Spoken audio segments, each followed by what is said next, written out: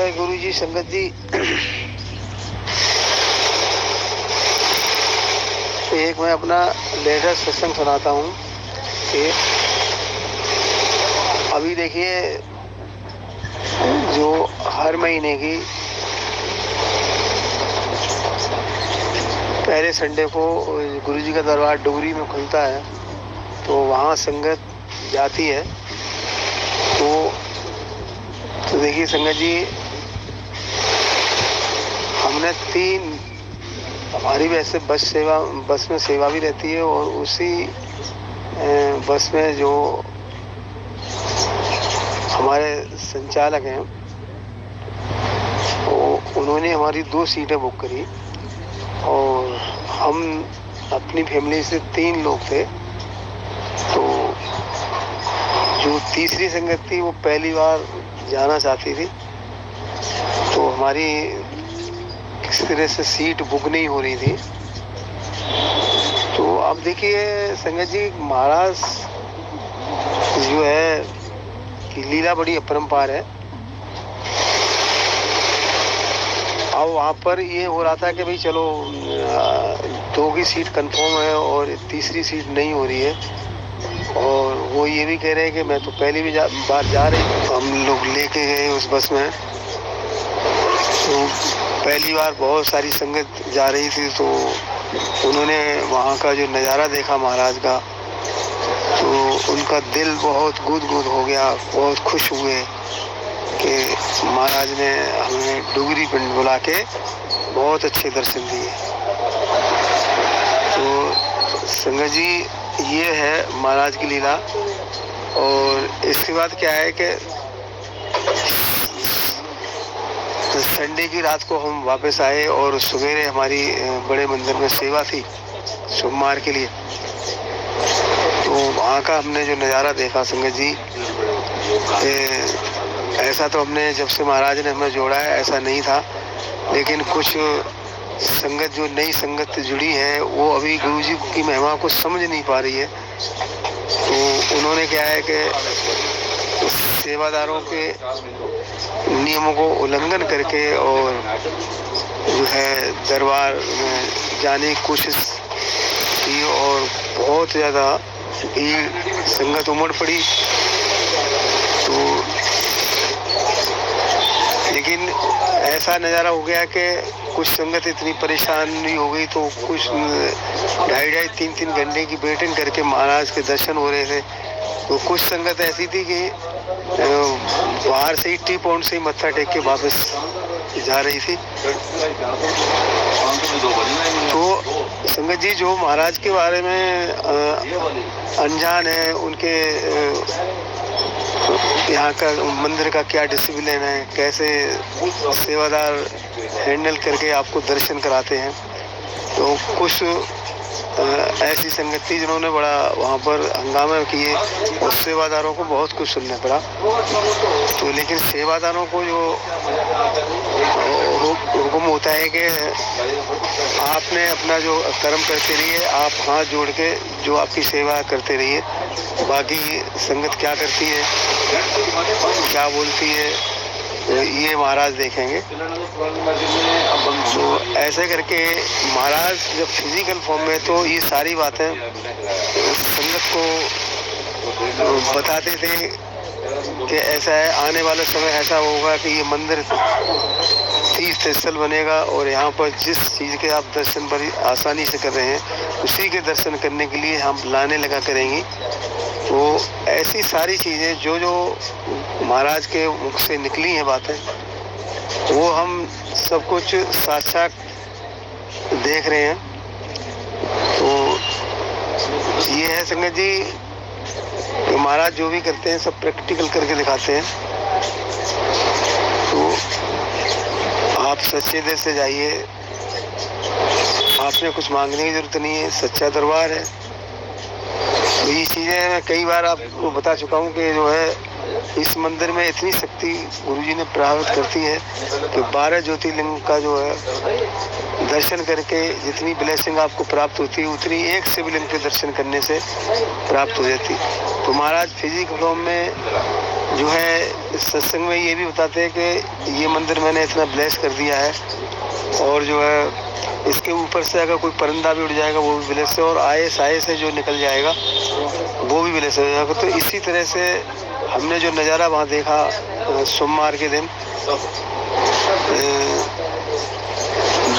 तो जैसे 2 अक्टूबर था शायद, इसी तरह से महाराज ने ये कहा था कि भाई जो मेरे को देख सकता है, तो महाराज तो मंदिर में बैठे हैं, मतलब हैं ही मौजूद। तो इसी तरह से क्या होता है कि कुछ संगत ऐसे ही शिवलिंग के ऊपर से या टीप बॉन्ड से हाथ जोड़ करके दर्शन करके महाराज से अपनी हाजिरी लगा के और वापस भी हुई, तो किसी के दर्शन नहीं भी हो पाए। तो ये महाराज की लीलाएं होती हैं, कब कहाँ किसको कैसे दर्शन देने होते हैं, और उसी प्रकार उसको दर्शन मिलते हैं। तो संगत जी, हम बहुत भागों वाले हैं, महाराज ने अपने चरणों से हमें जोड़ा है। तो आपका जो भी दिन सेलेक्ट है उसमें आप आइए और गुरु जी की ब्लेसिंग लीजिए। जय गुरु। जय गुरु जी। संगत जी, एक और सत्संग में सुनाता हूँ, एक आंटी का सत्संग है ये। वो जब महाराज ने उन अपने चरणों से जोड़ा तो वो मंदिर जाया करती थी। तो ये महाराज की लीला होती है, कब किसको अपने दरबार में कनेक्ट करें, क्योंकि अगर हम कितनी भी कोशिश करें संगत जी, तो हम वहाँ नहीं पहुँच सकते जब तक महाराज का हुक्म ना हो।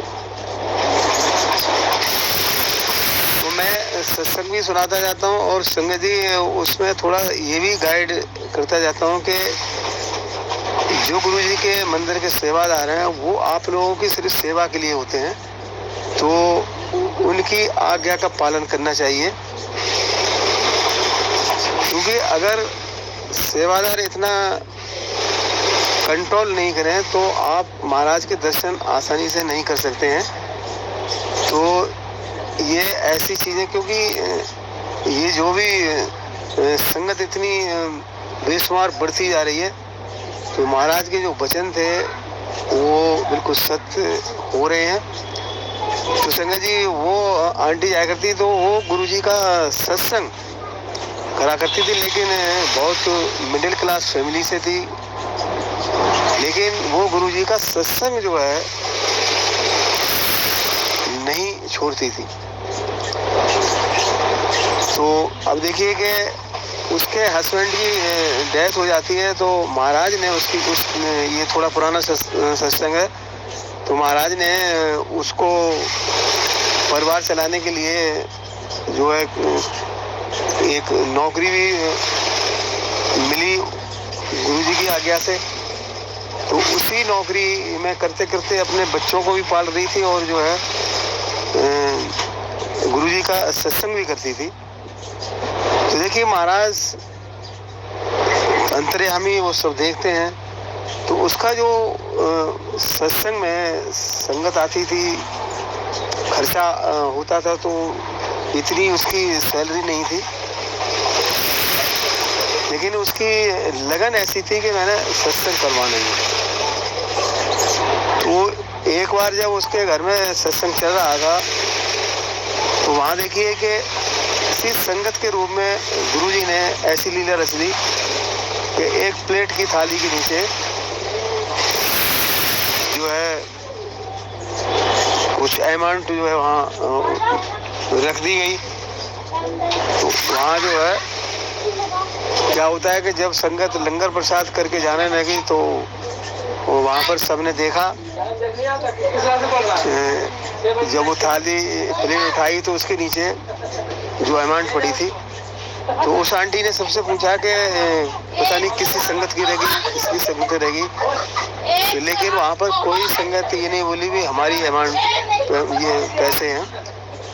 तो महाराज ने फिर उसे ड्रीम में एक संदेश दिया कि आंटी, तू मेरा सत्संग करती है और इसलिए तू जो ये सारे पैसे जो तेरे को मिले हैं इनकी स्टील की प्लेटें ले ले और उसमें संगत को जो है प्रसाद खिलाया कर। तो आंटी ने तो संगत जी वैसे ही करा कि वो सारे पैसों की जो है संगत के लिए, संगत को लंगर प्रसाद खिलाने के लिए प्लेटें ले आई। तो उसकी एक पड़ोसन आंटी कहती है कि तू तो बहुत बाबरी है कि तुझे इतने गुरुजी ने पैसे दिए और वो जो है तू सारी पैसों की प्लेटें खरीद के ले आई। अब देखिए जो आंटी ये बात कह रही है उस आंटी को भी गुरुजी ड्रीम में बताते हैं कि आंटी, उस आंटी ने तो वो तो सत्संग करती है और उसके लिए वो उसने उन पैसों की प्लेटें ले ली। तो महाराज ने देखे किस तरह से उस आंटी को भी सेवा में लगा दिया और जो है उस आंटी को ड्रीम में आया कि आंटी तूने, वो आंटी जो है सत्संग करेगी, झूठे बर्तन है वो तू धोया करेगी। अब देखिए उसके तो और नसीब खुल गए कि संगत की सेवा महाराज ने दे दी। अगर उसने जो भी उस आंटी को बोला उसके बदले उसे महाराज की संगत की सेवा मिल गई। तो ऐसी लीला है, महाराज प्रैक्टिकल गुरु हैं और वो प्रैक्टिकल करके दिखाते हैं। तो इस तरह क्या होता है कि जब वो जॉब करती थी तो उसका एक बड़ा बेटा था 14-15 साल का, वो डिप्रेशन में था। तो वो अपनी ड्यूटी पर थी तो उसका जो लड़का था तो उसने जो है ऊपर से छत से ऊपर से छलांग मार दी और बिजली के तारों से टच होके और वो नीचे गिर गया, पूरी तरह से जल गया। और इसके बाद वहाँ के उसके जो पड़ोसी हैं वो फ़ोन करते हैं कि ऐसे ऐसे तुम्हारे बेटे का ये हो गया है। तो वो वहाँ से ये कहते हैं कि मुझे तो आने में बहुत टाइम लगेगा और आप ही थोड़ा इसको किसी पास के हॉस्पिटल में दिखा दो। तो उन्होंने संगत जी पड़ोसियों ने जो है उस बच्चे को एडमिट करा दिया और फिर डॉक्टर कहते ये तो मर चुका है, इसमें कुछ भी नहीं है। अब देखिए इससे पहले क्या है कि उसके अंकल की डेथ हो जाती है। तो वो आंटी जब पहुंचती है अपने बेटे को देखने के लिए तो उस कमरे रूम में घुसने से पहले उसने महाराज से अर्जी लगा दी अपनी कि महाराज इससे पहले मेरे अंकल भी इस दुनिया से चले गए और अभी ये मेरा बेटा।